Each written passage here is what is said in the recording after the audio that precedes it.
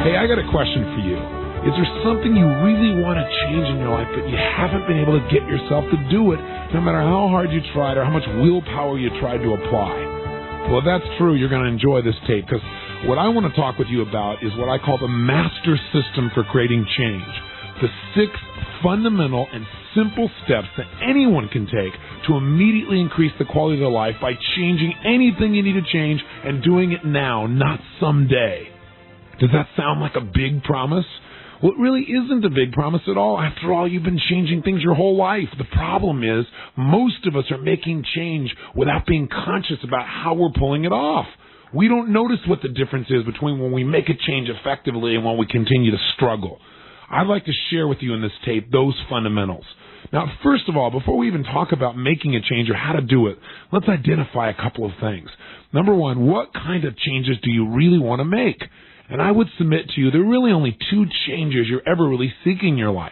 You're either trying to change the way you feel about something, or you're trying to change a behavior.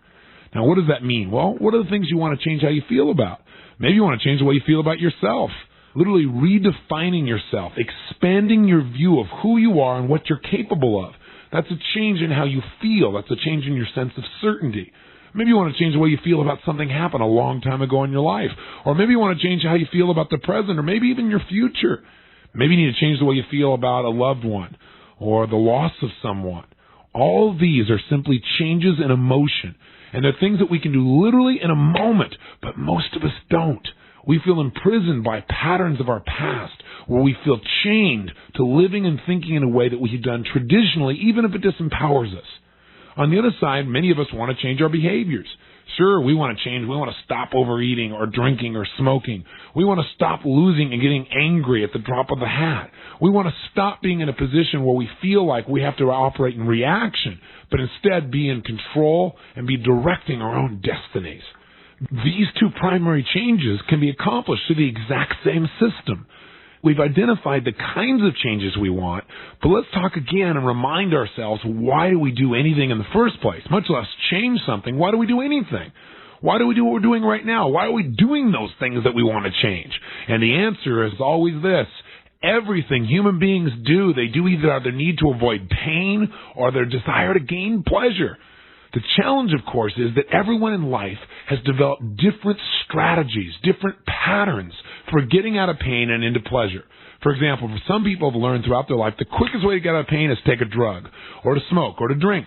And so they use that pattern again and again and again. They don't just do it once in a while. They do it consistently. See, anyone can change something for the moment. The kind of change I want to talk to you about in this tape is long-lasting, consistent change.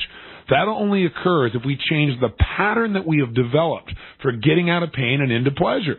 Some people, by the way, get out of pain not just by using drugs or alcohol, but by doing other things more unique. Maybe they watch TV as a way to distract themselves and get out of the pain of boredom or frustration or anger or hurt or sadness or feeling alone. Other people go out and learn to sing. Some people learn the way to get out of pain is go read. Other people go skydive. Who you are today is being shaped by these patterns. And if you and I want to create permanent change, lasting change, consistent change, what we must do is develop a new set of patterns of how to get out of pain and into pleasure. Think about it. If you consistently feel a negative emotion, let's say, for example, it's overwhelm, you have a pattern of doing things that makes that happen, a pattern of focusing, for example. You keep picturing all the things you have to do all at one time, and you see it as being impossible to accomplish, and so immediately you feel overwhelmed. In order to feel overwhelmed, you have to do this same pattern again and again and again. All you would have to do to change this is interrupt the pattern. That is, stop the pattern that's going on and replace it with something that's more effective. Like when you begin to feel this overwhelm, your new pattern becomes, let me focus on the most important thing that I can do right now that I know I'm in control of. And after I get done with that, then I'll look at the next thing.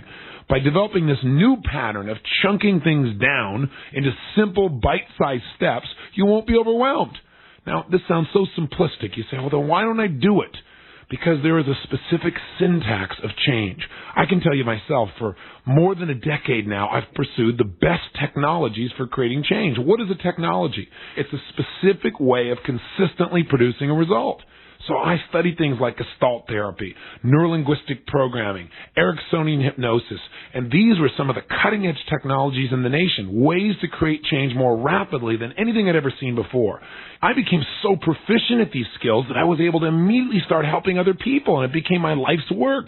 I literally found that if I put myself on the line and I applied these technologies, there was very little I couldn't help people to change. And I got excited about it. I became an evangelist, basically. But there were those times when a change did not stick, where I'd made a shift with someone and I helped them to make a difference, but it didn't last. And it bugged me. Even though it was such a small percentage, it really drove me crazy, and it made me want to say, okay, what isn't working here? And gradually I began to realize it wasn't the technology, it was the way it was being applied.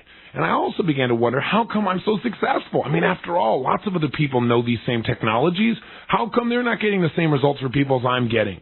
And as I began to look even further, I said, well, look at all the people out there, all the therapists that are using all kinds of different approaches to helping people, and all of them work some of the time. The whole science of NAC, neuroassociative conditioning, that I've developed really came out of my asking two basic fundamental questions. My brain began to think, if all these different forms of therapy can help people to make changes, and they can do it successfully, and all kinds do work, we have to agree, right? Everything from something as outrageous as primal scream therapy, rebirthing, to traditional Freudian approaches, non-directive approaches, rational emotive therapy. I mean, we could go on and on. They all work some of the time. So my question became, what do they have in common when they're all working? And secondly, what are they all missing when they fail to make the change? I mean, why is it that sometimes a person will walk in and see a therapist for one session or 2 or 4 or 5 and get the thing handled, and another they'll go for 7 years? What is the difference? Because the truth is, change happens in a moment, like that. It doesn't take 10 years to make a change. It literally happens in a moment, but the problem is that most of us in life take the 7 years to get ourselves to the point where we finally make the decision to make the shift. So how do we make the change happen more quickly? And as I began to seek this out, several things became clear. The first thing I noted was that change only happens when we change what we link to a given situation in our nervous system, specifically when we change our neuroassociations. In other words, as long as you're trying to diet, but dieting means pain to you, it is never going to last. The change is not going to be one that's long-term. The only way that you can ever lose weight is if you pick those foods that right now you're addicted to, that are fatty or that are keeping you fat, that are polluting your system, and you learn to associate massive pain to them to the point you never even consider them again. If you link that much pain to them, you will not touch them again. But this cannot be an intellectual change. You probably know you shouldn't eat certain foods. You know they're fatty, but you still do it. The reason you still do it is because you still link in your gut, in your neuroassociations, that this food equals pleasure. So those shifts have to occur. And likewise, if a person has been through some horrible emotional event, they've been physically abused, they've been raped, the only way that that experience can be handled is if we change the sensations we link to it. That is, if that person was raped, as long as they feel helpless, as long as they feel tarnished by the experience, as long as they feel like the problem is permanent, and as long as the meaning is that their world is over, then they're going to be in pain. The only way to help this person to change is to change the meaning, change the sensations linked to it, so that now that situation becomes nothing but a powerful commitment that never again will this happen to this woman or this man or anybody else who they can have a chance to influence in a positive way. It becomes a drive. It becomes a positive set of sensations, even though it was a negative experience. This is the change that has to occur in human behavior, a change in what we link pain and pleasure to. So if it's really this simple, why don't we just change? Why don't we just do it right now? Good question. Maybe it's time we started considering how we could do it. Let me offer you the best that I've learned, analyzing all the therapies that I've done for people for the last 10 years, looking at the best therapists, the best change artists, if you will, that I've ever met in my lifetime, and looking at the times when it didn't work for those people, as well as looking at therapists that I thought were terrible. People who could not create a change in anybody. I had people coming back week after week after week and never seeing any real measurable progress. Out of it all, I've synthesized what I believe are the 6 master steps to creating any form of change. And let me clarify. These are the 6 giant steps you'll take, and you can use any form of technology. You can use something great like neurolinguistic programming. You can use Gestalt therapy. You can use Primal Scream. You can use anything you want. Once you understand these 6 steps, you can put them within the 6 steps. In fact, as I start to go through these 6, think right now, before we even begin, what is a change that you're committed to making happen once and for all? Something you've been putting off, something you haven't followed through on. And I'd say go through the 6 steps, take some notes. And if you're in the car, take them in your head and listen to this tape again and write down the notes and make sure these 6 steps are written in front of you somewhere and you begin to apply them in a very real and measured way. Here is step number 1 to changing anything in your life, whether it's an emotional pattern you want to shift or a behavior. And I have to warn you, it is so simple, it's a joke, but most people never do it. And it is the first step to change, and that is simply this. Decide what do you want and what's preventing you from getting it.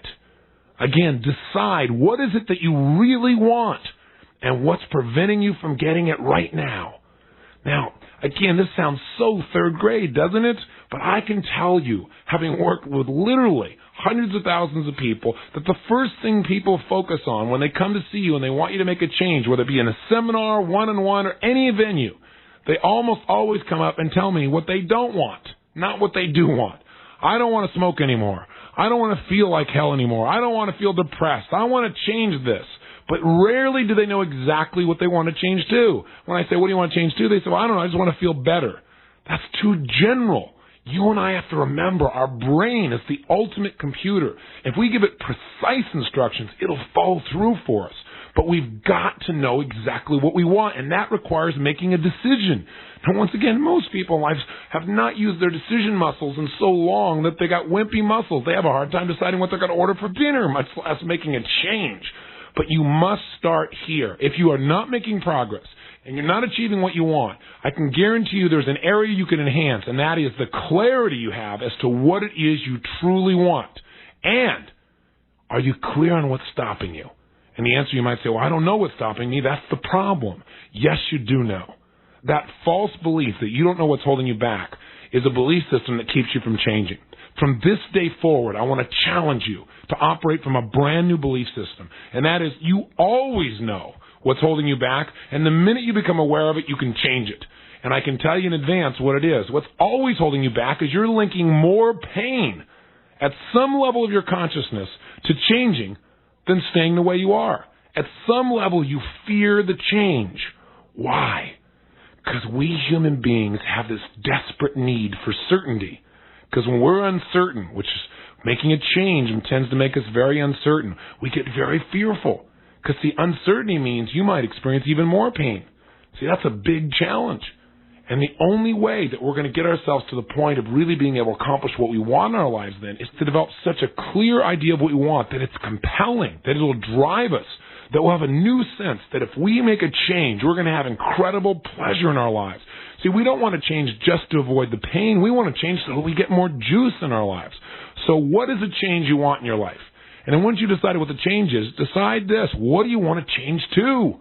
What do you really want? And, again, what's preventing you from getting it? It's either a belief or a negative feeling or association or a fear about what that change might bring, a sense of uncertainty. Think right now of something you want to change in your life, something that's very important to change, and get very clear on what do you want to change to. Instead of saying, I want to stop smoking, what do you want to do instead? Who do you want to be instead? How do you want to live instead? Define it very clearly. And then jot down what up until now, in fact, this might be a good way of wording this from now on, up until now, what has prevented you from taking the action necessary to make this change? Answer that question right now, stop the tape, and do step 1.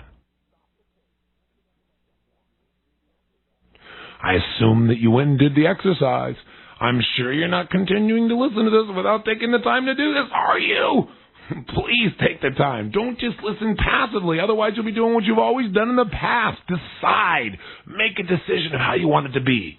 Now, for those of you who did the exercise, ignore the preceding announcement.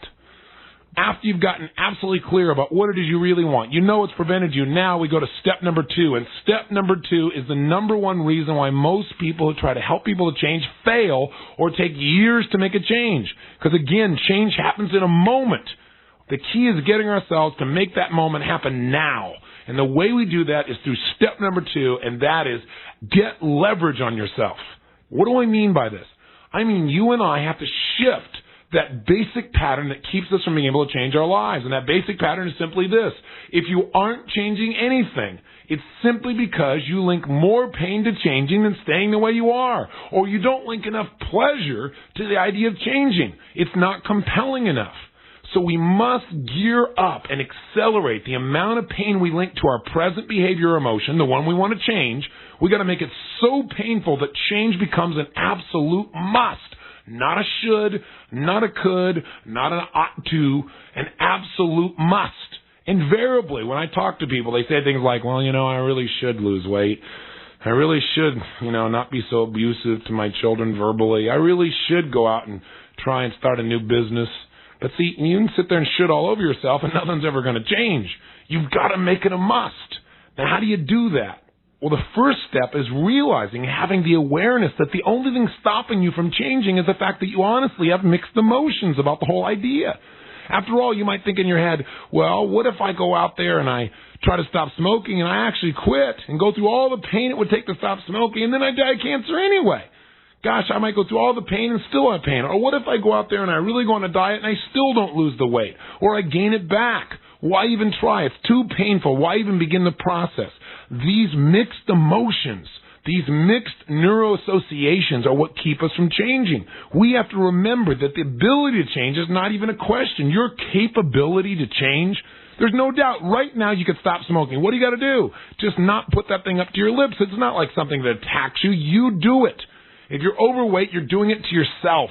If you're getting angry all the time, you're doing it to yourself. If you're out of control in any area of your life, you're doing it to yourself, and you could change it right now, this moment, if you just decided to and cut off any other possibility. But most of us don't. And we don't because we don't realize that change is not a matter of capability. It's merely a matter of motivation. See, if I put a gun to your head and said, you better get out of that depressed state and start smiling and laughing right now and convince me that you got a lot to live for, I'd be willing to bet that you probably would be able to respond and get yourself in a good state. Why? Because I'd have what you call massive leverage, where all of a sudden your brain would think, not changing is too painful. I got to change quickly. We can always change. What we're missing is the leverage. If you go to see a therapist, and you see them again and again and again and again on the same exact issue, why? Why would you not make the change? Because you don't have enough leverage. Maybe you've even actually learned to appreciate the therapist and they're your friend. That's wonderful. But now what may be happening is you may have leverage to stay the way you are because after all, you want to continue to have this wonderful friend. We call this secondary gain, where all of a sudden somebody may get injured, for example. In the beginning, getting well is really important. But when they got injured, something else happened. People around them really started expressing their love for them on a regular basis. They started doing things for them that they never did before. And all of a sudden, this person was receiving all this extra attention and this caring. Consciously, they want to get well, but unconsciously, their brain's saying, this is a pretty good deal. And so they have mixed emotions, and then the doctor can't figure out what's the matter with them. Why doesn't the body heal? Or it is healed, but they still seem to have the symptoms. Why? Because a lack of change always comes back to mixed neuroassociations. How do we change this? The answer is obvious. We must get ourselves to the point where we feel so excited, so turned on, so compelled about our new change, the thing we're going to change to, that we want it more than anything else on earth. And all we've got to do that is make it real. Find somebody who's living in a better way. Find somebody who has the kind of body that you want. Find somebody who can dance or move. Find somebody who's a role model, who inspires you, who's living the change that you want to have. That's the first element. And secondly, get yourself to link so much pain to not changing that you have to change right now. And you can do that by asking pain-associating questions. Questions like, what am I missing out on right now in my life because I haven't made this change? What have I already missed out on? And then as you begin to get associated to those feelings, when you begin to get yourself to a point where your brain says, I've had it, never again, it's in that moment that your life changes. And that is your step 2. Let's do it right now. That very same change you want to make. And the thing that was preventing you, you've got to link now. Stop and think about the pain, what you've missed out on. what you've ripped yourself off of by not following through, the pain you'll have in the future if you don't change, the pain you have presently. You've got to make it urgent to change, not someday, but right now, and make it real. And then when you're done with that, you've got to think about, if you change, what will you get instead? What will be the pleasure? And make that real. Visualize it. Imagine it. Make it so compelling. Take a moment. Do it with pencil and paper if you can right now, and then begin to focus in your mind until you clearly know that change is a must. Again, I hope you're doing this exercise right now. You're not just playing the tape.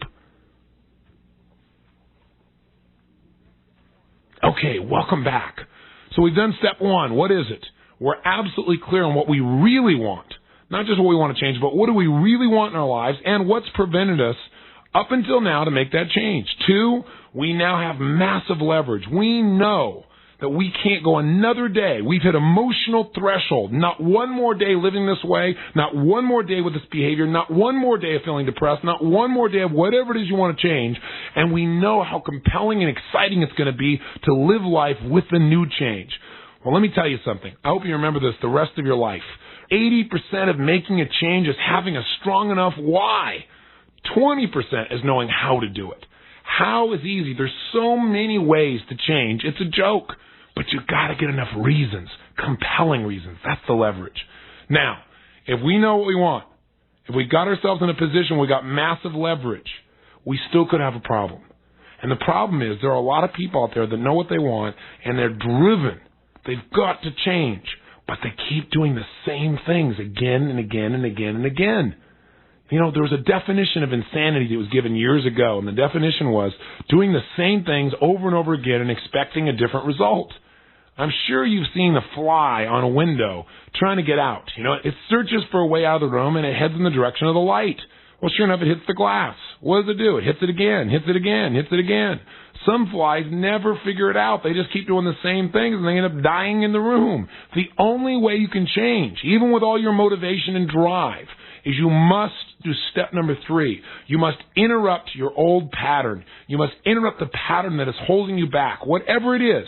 I don't care if it's the pattern of every time you're stressed reaching for food or reaching for a cigarette or alcohol, or if it's the pattern of yelling at people because you feel frustrated inside. You must interrupt it just for the moment. You don't even have to stop it, but you've got to interrupt it, because when we interrupt the pattern, we render it useless. We don't want to keep on doing the same thing where now you must change, but you keep going out there and trying the same approach over and over and over again. It's not going to work. It's like the guy that goes out looking for his keys. He lost his keys. He doesn't know where they are. Have you ever done this? And you go running around and you check in this one drawer. You check the whole drawer, they're not there. Then you go to the next spot in the room, then the next. Then you go back out to the car. You check the floor of the car. You check the seats. You check the ignition. You come back in the house and you've checked everywhere you can think. So what do? You go back and check the drawer again. How crazy. What do you think is going to happen? It's suddenly going to appear in the drawer?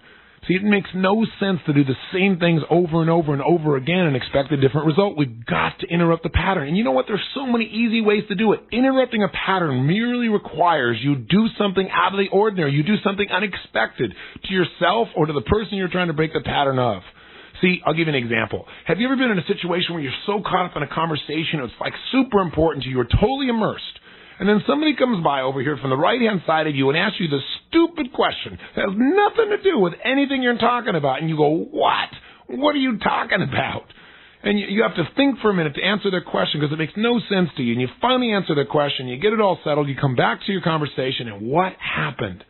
You can't even remember what you were talking about, even though it was important to you. See, that's a classic example of having your pattern interrupted. And you know what? The same thing happens with our emotions. We can be in a really lousy state, maybe be in a fight with somebody, but have them all of a sudden do something that cracks us up. Have you ever had that experience? Now, I know it doesn't happen all the time because you're usually so caught up in your pattern. But if something weird, outrageous, or funny enough happens, have you ever been caught up in an argument and then all of a sudden you guys say something to each other and one of you starts to crack up? It destroys the whole thing. You can't stay mad. Same thing happens with depression. Same thing happens with virtually every area of our lives. The problem is that very rarely do these things happen because we are not deliberate in our approach to breaking patterns. By the way, the metaphor I've shared with people for years about breaking patterns is very simply this. If you're depressed, you have to run a certain pattern. You have to put your shoulders in a certain way, open them down. You got to put your eyes down. You got to breathe a certain way. You got to picture in your mind the worst possible scenarios that you think have happened or will happen in the future. You got to talk to yourself in a lousy way. That requires a lot of work. It's not easy, and it's a pattern you've developed.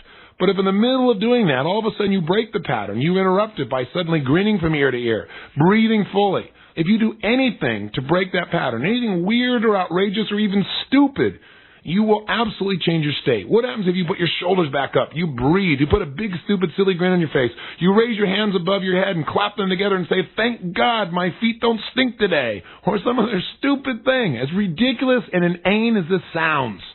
It works, because it breaks your pattern. Now, it only works for a moment, and I understand that, but that's only step 3, remember. We got 6 steps here. We've got to interrupt the pattern, and if we keep interrupting it, though, if you keep taking a record, which is nothing but a pattern, think of it. If we took out a compact disc or a record, the only reason you hear that same music, get those same feelings, is because there's a pattern in that record. But if I take that record out one day and I take that needle and I go across that record back and forth, back and forth, back and forth, back and forth, and I keep breaking all those patterns, pretty soon, if I do that enough times, that record will never play the same way again. Now, if I only put one scratch across it, it'll just skip a beat, but the basic pattern is still there. So if we want to change our behavior, we got to know, what do we want? What's preventing us? We got to get leverage where we must change, and then we've got to interrupt the pattern and do it many different times. We can do it with what we call a visual scramble technique. Many of you are familiar with this. That's where you imagine something that's been bugging you. But remember, you first got clear what you want instead. You know you're committed to changing. Then what do? You close your eyes. Try it now, as long as you're not driving. Think of something that you really are committed to changing. Think of some element of that. Something you really want instead. What do you want to change to? Make sure you know that you're committed to changing this now. All of your being, there's no part of you that has mixed emotions. And then all you've got to do now is imagine that situation, that memory you have some negative feelings towards, whatever it was, and just see it like a normal movie. And then what? Simply run it backwards as fast as you can to the beginning. Then run it forwards, then backwards, then forwards, then backwards. If people were saying things that bothered you, make their nose big like Pinocchio, make their ears big like Dumbo, play some weird cartoon music, run it forwards and backwards. You know this technique, don't you? Run it back and forth, at least 20 times. Every time, change the colors of everything in there. Put rainbow colors in everybody's faces. Make it the most bizarre and weird cartoon and scramble it back and forth, back and forth, back and forth. What you're doing is you're taking this memory and you're scratching it up a million different ways. If you do it faster and faster, the key here is speed. The key is to put a big grin on your face while you're doing it. If you're not smiling, put a smile on your face. Make it weird, make it bizarre. Scramble the sensations. Again, 20, 25 times of this, you will not feel the same way again. You will not get back in that angry state. You will not get back in that depressed state if you do it strongly enough.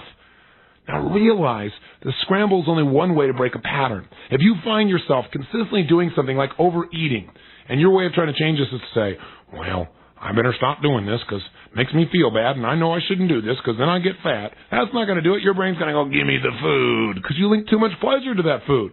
You want to do it, you got to do something outrageous. You got to break the pattern.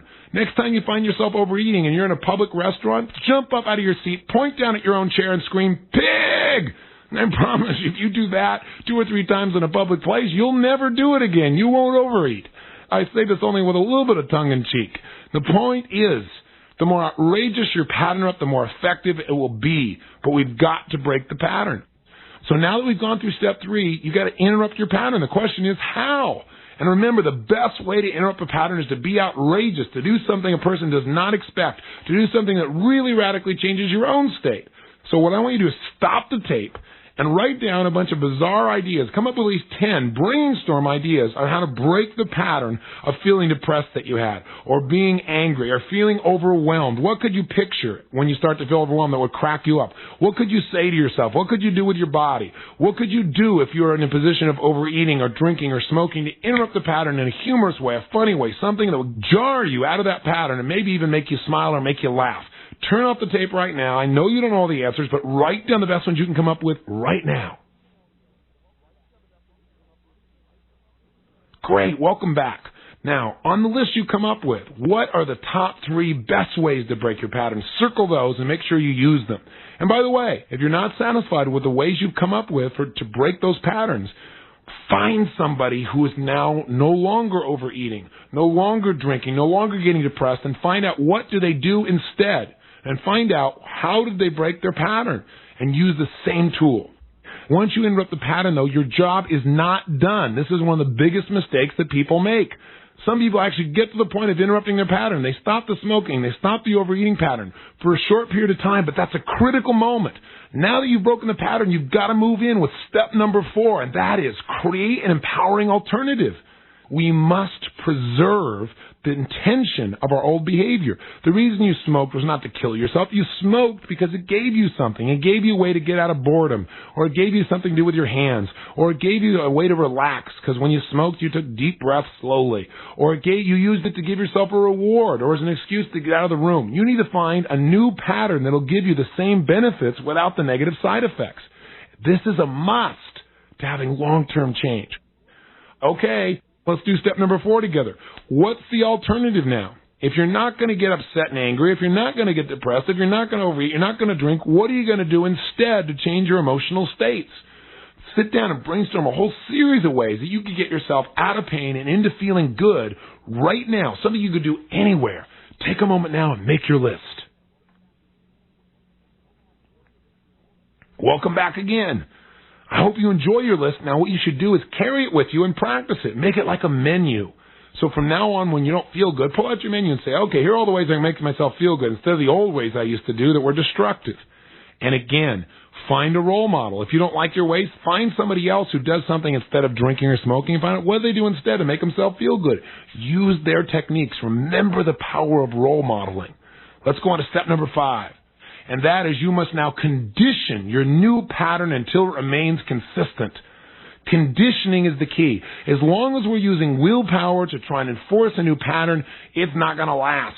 We've got to condition ourselves so that now that we have this new pattern, this new way to feel good, we've got to make sure that our brain always goes there.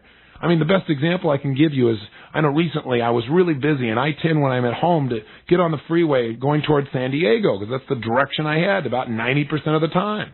Well, I was caught up on the phone in a conversation. I needed to go a different direction. But I'm so conditioned to go to San Diego that unconsciously I got on the freeway and I was down about a mile before I realized what I'd done. Have you ever been in that place? That's classic conditioning. You got to remember that whatever we focus on again and again in our mind, whatever we reinforce, will eventually become conditioned within us. Conditioning is basic. Do something over and over and over again with enough emotional intensity and feeling, and it will become conditioned. So you and I need to remember that if we rehearse something over and over again, we're laying the neurological connections in our mind each time we do it. Our mind cannot tell the difference between something we vividly imagine and something we actually experience. Remember, every time you use your new pattern, you will be reinforcing this new neurological connection in your mind, and pretty soon this will be the dominant pattern of your life. Pretty soon when you get on the freeway of your emotion, you'll only go in one direction, and that's the positive direction. Right now, write down a couple things you can do to make sure that you stick to this new alternative, that it becomes conditioned. Let's go to final step number 6. With these first 5 steps, what will you've accomplished? You will have interrupted a pattern that didn't work, and you will replace it with a new empowering pattern and conditioned it so that now you feel certain it's going to work. But how are you going to know for sure? The answer is, step 6, you got to test it. And the best way to test it is use a technique that they taught in neurolinguistics, and that's called a future pace. That's where you just sit down, you close your eyes, and you imagine that situation where you wanted to make the change, where you think you have made a change, and you notice how you react. For example, if one of the changes you want to make was not feeling rejected, if in the past every time your boss raised their voice you felt destroyed, all you got to do now to see if it works is test it. Close your eyes and imagine your boss being intense with you and notice how you feel. Do you feel resourceful? Do you feel the way you've conditioned yourself, or do you feel the old way? If you feel the old way, you got to recycle. Either you haven't conditioned things enough, or your empowering alternative is not strong enough, or you didn't really break the pattern, or you don't have enough leverage, or you're not really clear on what you want. Just recycle the 6 steps until you produce the result you're committed to. And part of testing is making sure that if you make this change, that it's going to be ecological. The study of ecology really is the study of consequences. So what you've really got to do is just think, look back. You need to ask yourself, by making this change, will my whole life be enhanced? Will any area of my life be disturbed by this change? Will it hurt my career or help it? And as long as you note that the changes you're making are consistent with your own personal values and they support the people around you, then your test will be complete. You can live by this new pattern, and you will have created the change that you've been pursuing. So go out in the next 30 days and have a ball. Change anything you want to change. Anything you don't like, change it. Make your world the way you want it. Remember, you have the power to shape your destiny. Take control now. And most importantly, have fun. Enjoy the process of making change. The biggest mistake people make is they think change has to be painful. If you break your own patterns in fun ways, you can make the next 30 days the most enjoyable changes you've ever made.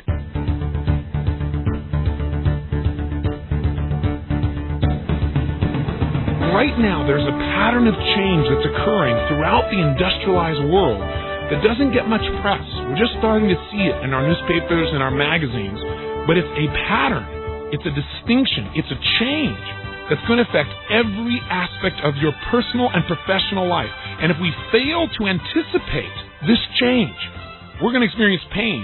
And if we do anticipate it, we can take advantage. We can have an edge. We can create a greater quality of life than we ever have before.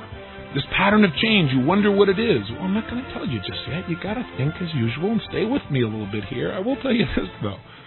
This simple pattern of change that's happening throughout the industrialized world, and I want to talk with you about, there is a danger that when I talk with you about it, that you'll see it as something that's happening to someone else, that you'll see it as being something that has nothing to do with your personal life, because, after all, nothing like this has ever happened to you in the past. If there's one thing that you and I have to know about the 21st century, it's that it will be nothing like the 20th century. That what has been is not what will be. That the process of change, as we know it, has changed radically. We've always had change. But what we're well aware of now, and it's almost a cliche to even say it, is that what's different about change today is it's happening more rapidly than ever before, but also changes are happening in a discontinuous fashion. Meaning, we used to have continuous change.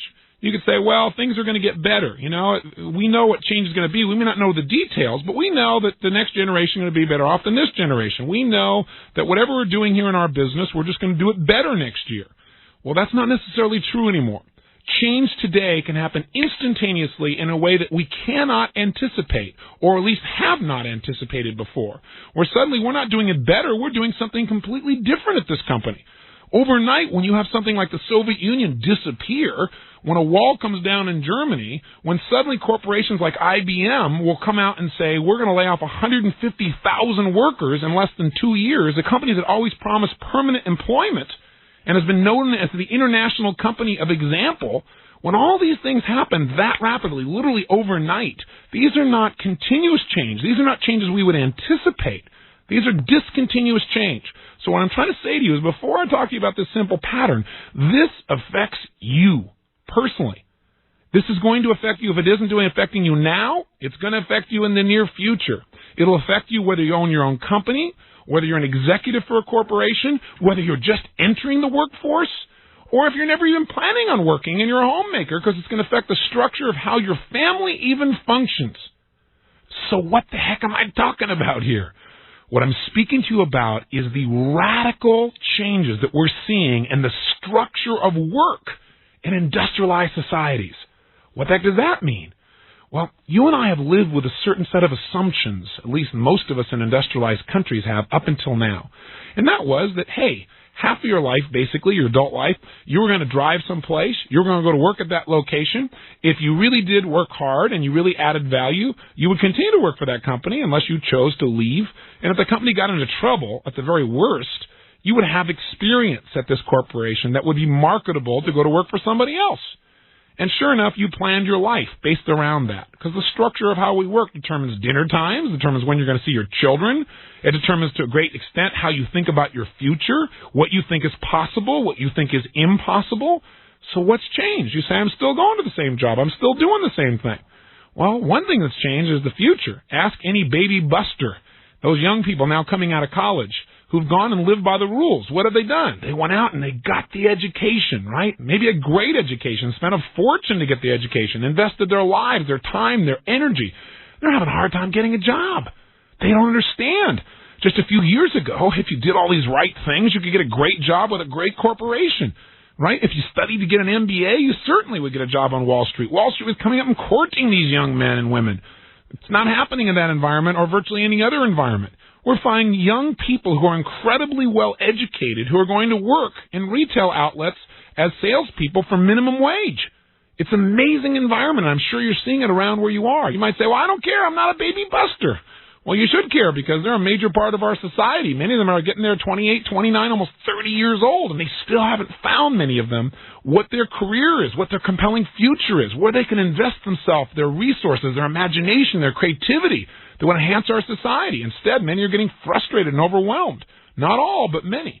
And by the way, it's no different for you if you are a baby boomer. The only difference is you were around earlier when there was a boom going on. You were around when our society was a bit different, and you got probably a great job, a great career. But you may have a bit of concern about this thing called downsizing, or right-sizing as they now call it.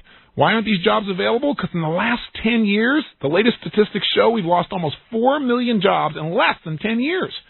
What's happening is these companies, in an effort to try and compete, are changing the structure of corporations and therefore the number of jobs and the types of jobs that are available. This has changed the way people think about their future. It even changes the way some people look at their present. You say, well, but this is a temporary thing. Things are tight right now. No, they're not. They're booming. Things are booming right now. Corporations, many of them are growing and expanding. New industries are starting up. Some people say, well, when is it going to return to normal? No. This is normal. This is the new status quo, continuous change with corporations and organizations trying to reorganize so they can compete more intensely in a world market. And the impact of their decision-making is changing the structure of work. You say, what do you mean about the structure of work? So far, you just talked about unemployment. Well, here's what's really changing. Companies are beginning to realize that the structure of a company, and if you're an executive, you certainly know this and are probably already addressing it, that you want to have a company that is flexible, that can change quickly and radically to meet the changing desires, modes, and needs of today's consumer, and a company that's competing on a world scale. In order to do that, they're trying to make sure they have the smallest amount of cost, and they started something called outsourcing. What's outsourcing? They're saying, why should we do our own accounting? Let's have an outside firm do that. Why should we employ somebody to stock all of our materials? Let's have the company that's selling us this stuff keep things in stock and manage it. And as a result, you're seeing these big corporations shrinking, and lots of small businesses are starting up. Many small businesses. In fact, during the 1980s, we saw a huge shrinkage in Fortune 500 America. But what we saw grow faster than anything in history is women-owned businesses, small entrepreneurship started by women. Now, what does that mean? Why is this happening, and what is the impact upon your life? Well, the first thing it does, it destabilizes the one area of your life most people take for granted. We have all these assumptions. Well, I know what work is, and I know how I'm going to work, and I know how it's going to happen, and I'm going to have this one employer. No, you're going to have multiple employers, most people. In fact, for most countries, it now appears if the momentum continues in the direction it's going, and there's no reason for it not to, as you'll see in a moment as I explain to you what the force is that's causing this change. But if it continues to move in this direction, approximately half of our population will be living outside what we currently call the norm of employment, called full-time employment. Half the people will be part of outsourcing. Half the people have part-time employment or multiple employers. That's an amazing change. Think about what that will do to your family life. Think about what that does to your time. Think about what that does to your sense of certainty about the future. Think about what that demands from you in terms of your ability to create quality so you can continue to have the same customer as an employer. Pretty soon your employer becomes your customer if you work for someone else in any way, shape, or form. And if you have your own business, it means you're looking at running your business differently, where you're more flexible, where you can hire somebody for the short term and then let them go as you make a change in the way you run your business without upsetting anyone, without creating a bunch of economic challenges, giving you the flexibility and power to meet the marketplace. Now, what is causing this change? Why are so many people now part-time employed? Is it because there just aren't the jobs? No, that's not the reason. The reason is we're running into 3 or 4 new factors that are part of our world society that are causing businesses to make changes. The first one is technology. Recall we already said that change has always occurred, but it's happening more rapidly now than ever before, and a major source of the speed of change is technology. Because number one, it's changing the way companies operate, because corporations are finding that through new machines, new technology, new innovations, they can now get the same job done or a better job done with no human beings. They can eliminate dozens or sometimes hundreds of jobs. This has happened for major corporations and their accounting departments. Just imagine a bank that had multiple outlets and the hundreds of accountants they used to have versus the dozens that they now have to get the same job done, where any executive can get the information they need at their fingertips at almost the speed of light. This has also happened in industries as simple as farming. We used to have 30 million farmers in this country who helped us to feed 100 million people. That was at the turn of the century. Today, we have 1% of those farmers. We have 300,000 farmers in the entire nation, and they feed 300 million people because of technology. Not only everybody in this nation, but we feed people overseas as well. So technology is changing the pace of change, and it's making businesses have to change more rapidly. Because if your competition begins to get this kind of technology, he or she can leave you in the dust. So all of a sudden, you can't be like Henry Ford, where he made one product, and the life cycle of that product was a generation. The Model T was sold to a generation. Today, the product life cycle of any product has shrunk down to as little as 6 months to a year and a half. Many companies create products now knowing that it's only going to last in the marketplace for as little as 6 to 9 months. Can you imagine? Now, if that's true of a product, you can imagine what that means to jobs. If we're only going to make that product for that period of time, unless the person in the job has multiple skills, we're going to have to find somebody else to do what we're going to make now, or what we're going to sell now, or what we're going to market now. This technology is changing the way businesses operate. And the other factor is technology is changing the way we work because we no longer have to go to one central place to work. Technology now allows people to live virtually wherever they want and do much of their business. Because much of the business of the information society is manipulating ideas or words or sounds or images on computers or other forms of systems, or it's negotiations, it's communication through telephones. We're in a situation today between computers and faxes and modems. We're in a position where many people can choose to live virtually anywhere, and it totally changes their idea of the workplace, the work environment, where they can do business, how many countries they can do business in, which brings up the next major factor that's affecting the pace of change and therefore your work life, and that is competition. Because of technology, we truly have a competitive world. Because people now from virtually anywhere in the world can interact. They can do business. They can make offers. They can come up with concepts. They can synergize between one another. This is creating a world where there are so many people participating and producing products and services that there's been a huge change in the balance between supply and demand. I mean, think about it. This generation has learned a different lesson than previous generations about buying products and services, and they're affecting the workplace. This generation has learned that there is no scarcity of products, that there are lots of products out there, that if you want a fax machine, there are multiple numbers of fax machines out there, that you can kind of pick and choose what you want. There is so much competition out there that it's making every business have to work harder to be more profitable. They have to add more value for less money. And as a result, that's why many of them have turned to downsizing or resizing to try and figure out how to compete. But downsizing and resizing is not the answer, as we're going to find out here. The third factor that's going to shape the way businesses are conducted and therefore the structure of your future work is demographics and psychographics. What the heck does that mean? Well, if an economy is driven by consumers and what consumers spend money on determines where businesses put their attention, who gets employed and who doesn't, then we have to look at who are the major consumers of our economy. In fact, who is the major person shaping our society? Well, there was a generation that has controlled and directed our society for years, and they were the major purchaser of products and services up until fairly recently. And that generation was the World War II generation. Now, if you look at this generation, they went through a depression where they felt like they had almost nothing, scarcity, and then they went through a war.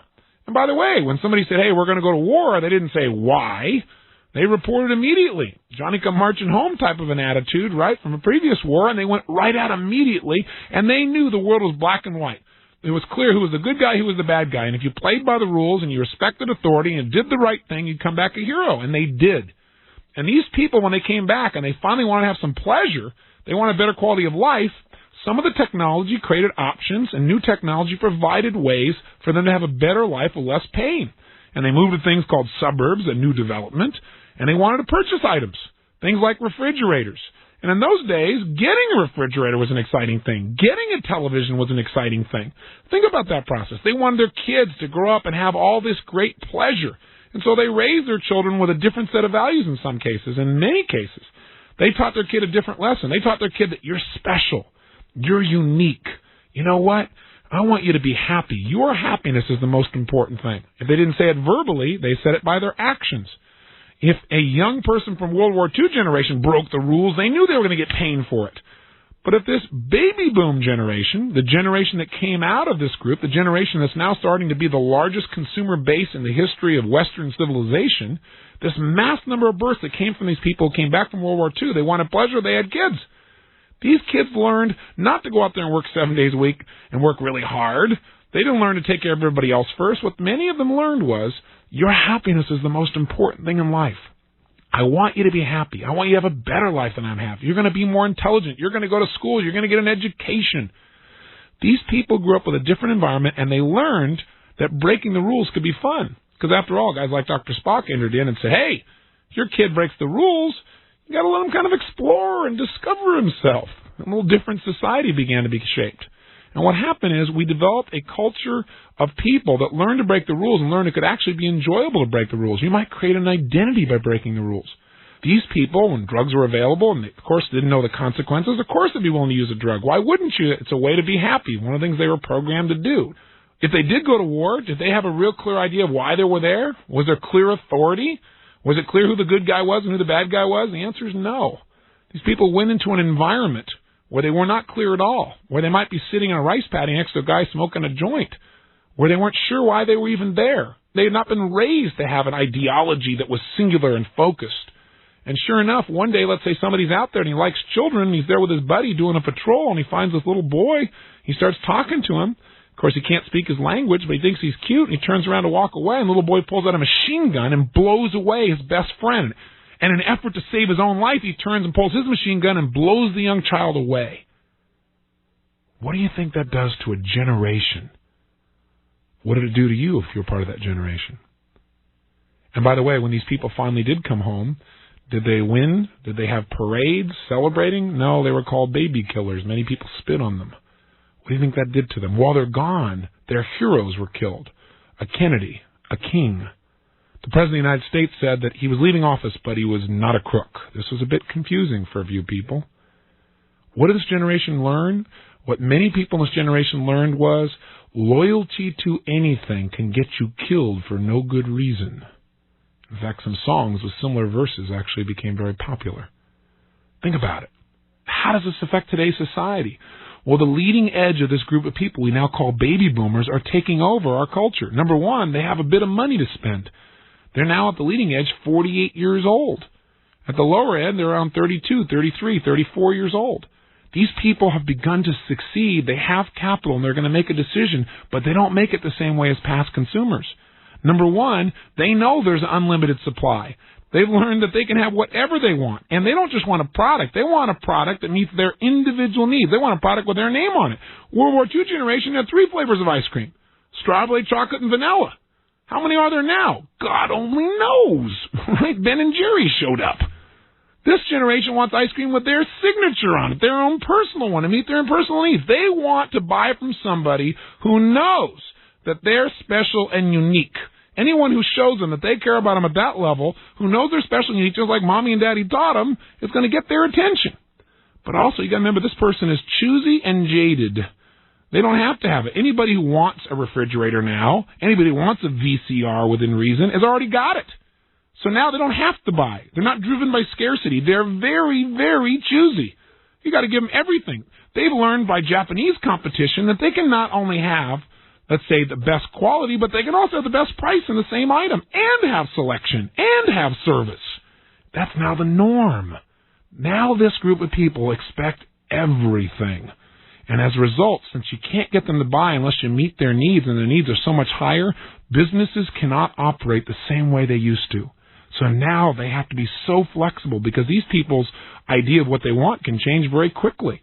And by the way, as a result of these demographic and psychographic changes, changes in psychology, changes in who's actually purchasing what, we're also finding companies like Sears are having difficulty. You know why? Because these people won't buy from Sears just because they always have. They're not loyal to a company. They're not loyal to a name. Many brand names are wondering, how are we going to compete? Why are we losing some consumers?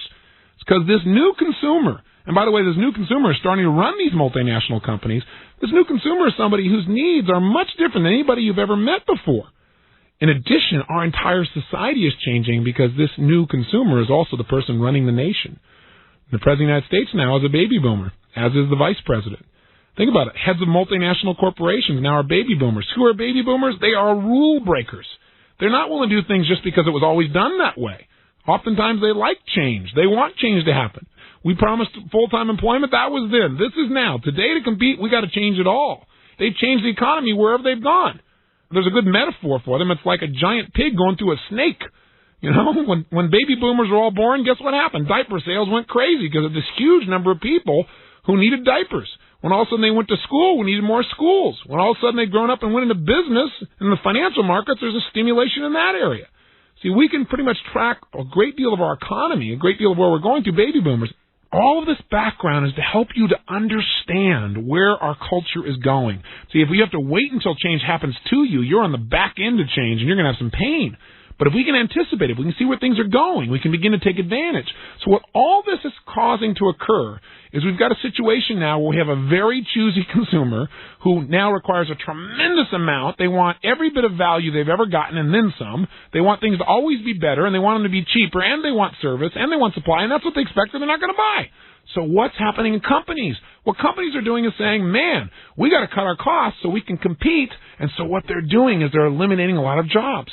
The problem is less than 50% of the companies that have downsized in the last 2 years are any more profitable today than before they downsized. So we have not solved the problem just by eliminating jobs, by cutting the waste, because there are many other things that have to be done. So what some companies, of course, have turned to is the past. They said, well, we need to turn to total quality management, which is a great set of tools, but it doesn't help you to innovate as rapidly as the market now demands. So gradually there are a few companies that have figured out how to succeed, and they are the model by which other companies are now beginning to create change. Their model is not one of continuous improvement. Their model is how do we make radical changes in the way in which we actually conduct our business so that we make dramatic improvements in what we can give the consumer and dramatic improvements in our profitability simultaneously. Now, a couple of business experts by the names of Michael Hammer and James Champy gave a term to what these companies are doing. It's called re-engineering. In its technical term, it's called business process re-engineering. Big term. You go, oh my gosh, I don't want to hear this. I don't need to re-engineer a business. I'm not even into engineering. Well, you might want to re-engineer your life when you understand what it really is. It's a way to dramatically improve the quality of your life by basically asking some new questions. Aren't there areas of your personal life that could be re-engineered? Aren't there areas where you're doing things that really don't make total sense? Or maybe it makes total sense based on the past. But if you were to totally rethink things, isn't there a more efficient way of doing things, a more enjoyable way of doing things? We all have systems we're not even aware of, just out of habituation. Like, for example, the way you get up in the morning and how you get prepared and what you do.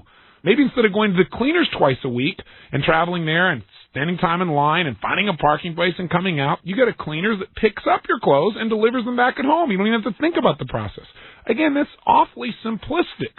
But you know something? We interviewed a gentleman by the name of Rick Newland. Some of you are familiar with him. He's a young man who jumped into a wave one day as a surfer in Orange County, and he hit the wave wrong, and it snapped his spine.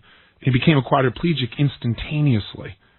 And no one was sure he would live, but through a process of not just re-engineering, but what I would again call regeneration, he has reorganized the way he lives his life in a way that gives him immense pleasure and allows him to do most of the things he used to do, but in a brand new way, causing him to use different resources to get the job done. He's an amazing man. But the bottom line is there was something he said I thought was interesting. He said, you know, I think that most people know how to deal with the walls in life, smacking against the wall.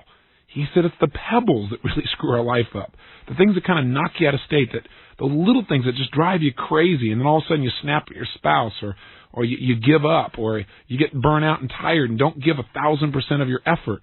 So those little things are what really screw us up. So part of re-engineering also in your personal life might be, how do I get rid of as many pebbles as possible? How do I re-engineer my home life, etc.? And the only thing I thought of after I started really studying re-engineering in more detail was it became obvious from all the statistics that have been collected that between 50 and 70% of all the companies that begin a re-engineering process fail. That is, the reengineering process does not succeed. Now, after all this buildup I've given up to reengineering, you say, oh my gosh, what's the matter here? And that's according, by the way, to Michael Hammer and James Champy, the guys who came up with this whole term and have really studied the process in probably as much detail as anyone. And as I looked at that, I said, okay, why is it failing? And I realized that reengineering is only part of the process of creating a dramatic and lasting change in an organization, in a business, or even a person's personal life. So I started thinking about all that I know about change and all that I was studying, and I began to create a different concept, and a concept I now call regeneration. Now, what the heck is regeneration?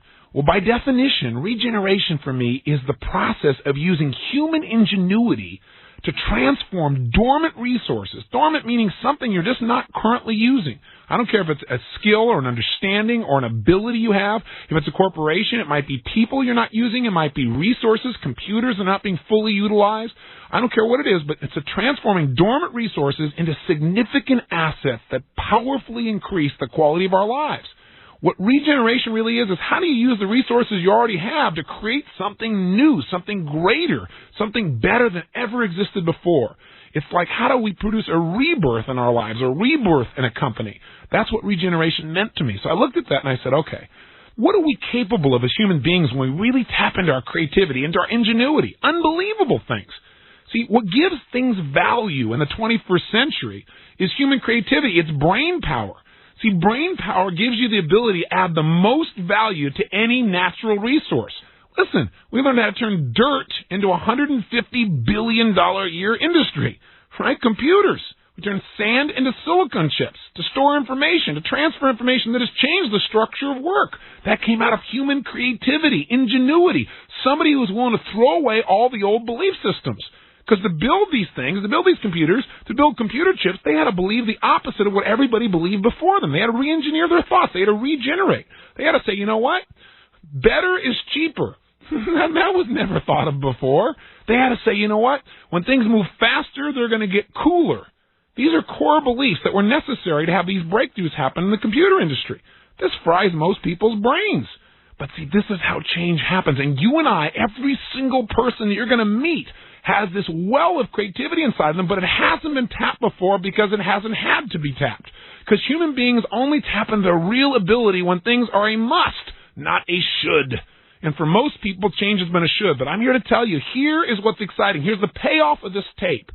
We are living in a society now where the demands are so much higher on business that we have to get more creative than ever before, and that is every person's niche who's willing to develop themselves, train themselves, to use their mind and body in brand new ways, to add more value. How do we regenerate the quality of life? By tapping into those unused resources and turning them into assets that improve the quality of not only our lives, but other people's as well. Let's come back to reengineering just for a second, though. You say, what's the difference between regeneration and reengineering? Well, reengineering is one of 5 steps that help you to regenerate. That is to create anew, to produce a lasting, massive, dramatic change in your life, in an organization, in a community, in a family, in a country. Now, why hasn't reengineering worked in some cases?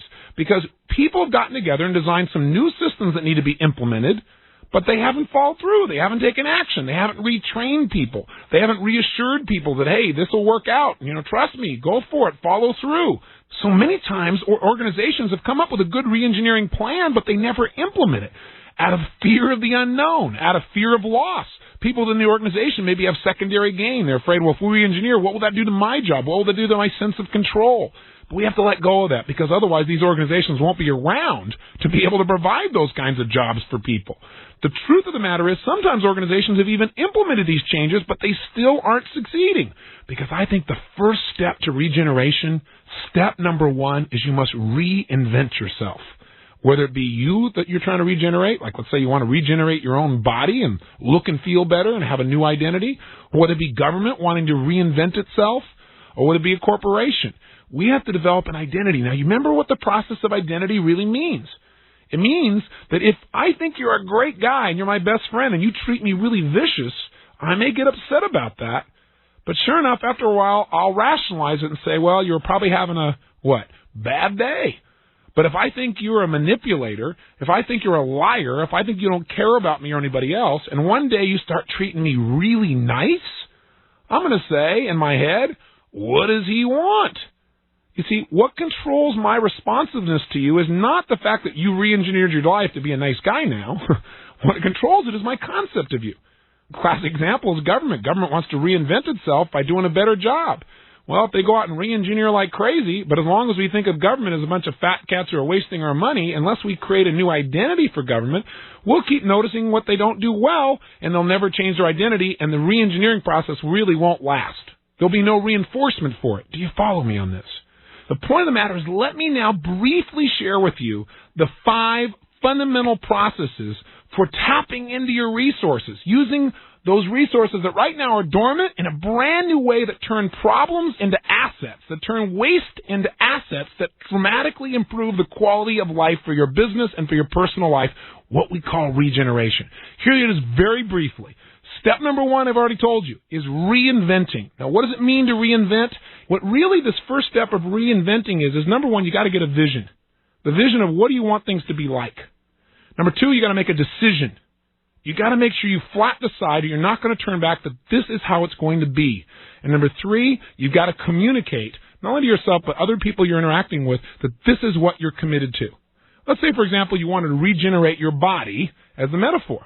You have to decide, what do I want to look like? Get images. Take a good look at what you look like now, so you get the motivation to change, and a good look at what your health level is like now, and then see what you want to look like. Design it in detail. Get clear about how you would function, what you'd be like, what your rules would be, how you'd conduct yourself. Then step 2 is, you got to re-engineer your life so you really get that. That means you're going to have to work on, if you prepare your own food, making sure you make different purchases, or you hire someone else to prepare your meals. It means that you're going to have to say, okay, in the mornings, I'm going to exercise now, which means I'm going to go to bed earlier and get up earlier, and I'm going to do this so I get addicted to it. I'm going to get a coach, somebody who can help me to invent myself, someone who can help me to re-engineer my life and really make sure I follow through. Step 3 of regeneration is you've got to reassure the people involved. Now, if you're trying to regenerate yourself, you're going to need some reassurance, because in the beginning, you're going to go out and it's going to be hard. That's where a coach can be so valuable, because they reassure you, hey, it's going to be worth it. You're going to make it through. Hang in there. Same thing is true in a company. When we start making changes, people get fearful. They need to have a sense that, hey, this is really going to work. Reassuring just means that in the initial and in the ongoing process of constantly dispelling people's doubts, making certain that they feel like change is going to be safe, secure, but most important, it's going to be worth it. People have to be reassured to stay on board, and the same thing is true if you want to regenerate your life. The 4th element of regeneration is you've got to retrain. That is, in the case of your body, you've got to retrain muscles. You've got to teach them how to function differently. In the organization, you've got to retrain people on how to do things more efficiently. Because if you re-engineer everything, and you've got this brand new identity, and you've reassured everybody, but their old habits of doing things, their old training, their old conditioning will keep them from doing things that will make the company profitable, or make the job more efficient, or make the family happier, or whatever the case may be of what you're trying to regenerate. And finally, you got to revitalize your life, your organization, your community, your family. And the way you do that is very simple. You take immediate action on this reinvention, this reengineering, this reassuring, and this retraining. You take immediate action on your plan. There's an old phrase I remember from years ago that's affected my life greatly, and it's one of the reasons I've achieved a lot of goals that many people have never even begun, and that is you never leave the site of setting a goal without doing something towards its attainment. You got to take some kind of action. Revitalization occurs in an organization when people see it's not just the newest fad, that these things are actually happening. Changes are occurring. The secret is you've got to notice, promote, and publicize the small successes so they can stack upon one another and create momentum. Again, if it's your own body, you got to notice those improvements. You got to say, wow, I got some muscle here I didn't have any before. Wow, I feel a little more energy here. Wow, I feel more flexible. Wow, I feel stronger. You've got to notice it and reward yourself with the acknowledgement that says, I'm making progress. Pretty soon, one success builds another until you have a brand new set of habits that are self-fulfilling, where there's an ongoing reward. The reward may be feedback from the outside of what people say to you about what they see and what they feel. The rewards are also from the inside, how you feel about your life and about your identity and about taking control of your own physical destiny. So now, having given you the overview of these 5 steps to regeneration, again, they are reinvent, which basically means come up with a vision, come up with a decision, and communicate it. The second step, again, is to re-engineer, which is figure out how are you going to organize things so that you can consistently get this new identity. The third step is to reassure. So you keep the certainty that'll get you to take action and to follow through or get others to work with you to create this immediate, dramatic, and lasting change that you're committed to. Fourthly, you got to retrain. That's really the process of giving people the special instruction or getting the coaching you need or the practice in that's necessary for you to achieve maximum efficiency and getting the job done. Whether that job is enjoying your life or whether that job is being more effective in serving your customer, you've got to train yourself for maximum efficiency. You got to get the special instruction or training, or you got to give that to the people with whom you're committed to creating a regeneration. And then revitalizing, which is really to give a new vigor, a compelling future, something that really gets people excited and makes them implement this revitalization that you're so committed to. And that's created by giving them a compelling future, something people get excited about, and again, noticing the wins along the way and reinforcing them. And you know what? No matter how successful your life is, no matter how much you've accomplished, if you're not experiencing all the joy and passion that you want, then maybe it's time to do some regeneration. Maybe it's time to make some decisions about what you want your life to be like again. Maybe it's time to re-engineer it. Look at how you've organized your life and make sure you can get the same goals or maybe better goals with less stress. My point is real simple. No one is trapped in a box. No one has no choice except the person who believes it. Not living in the society that you and I live in. We have total freedom to create it any way we want it. Think about regeneration in a brand new way. Realize regeneration is a way you could contribute. You could figure a way to help regenerate your company. Wouldn't that be nice? Or maybe part of the process, the re-engineering at your company or the retraining. Maybe you can just be a source of reassuring people so people aren't so fearful about the future because you have a better understanding of where things are going and why the changes are occurring. Hopefully this tape is giving you some insight in that area. You don't have to do all of this. I just wanted this tape to provide you with a couple of things. One, an understanding of where some of the most important changes are happening within our society, where they're coming from, and where it's going to take us. An idea, two, of how can you take control of your own destiny? How can you turn around an organization, a community, a family, or your life? A way of looking at it, a frame of reference. Obviously, I haven't listed every single step in detail. That's part of your own creativity to figure out how to do it for you. There is no right or wrong way. You can get some coaching to assist you, or you can do it completely on your own. If there's one thing I want you to remember from this tape, it's to remember what human ingenuity, what your innate creativity can produce. I mean, just think about what you're capable of again, and instead of just thinking about it, do something. Think about what one human being can do through the power of vision, decision, communication, creative questioning, the reassurance that comes from conviction, the constant process of re-education and retraining, and the compelling future and the small successes that build to create the momentum of lasting change. Who we are and what we're capable of is so far beyond our present concept, it's a joke. Isn't it time you tapped into those dormant resources around you, whether it be the intellect of your friends, products or services that sit in front of you, or just your imagination? I shouldn't say just, because maybe that's the greatest resource. To turn these dormant ideas, resources, elements into significant assets that massively improve the quality of your life and all those people you have the privilege to touch.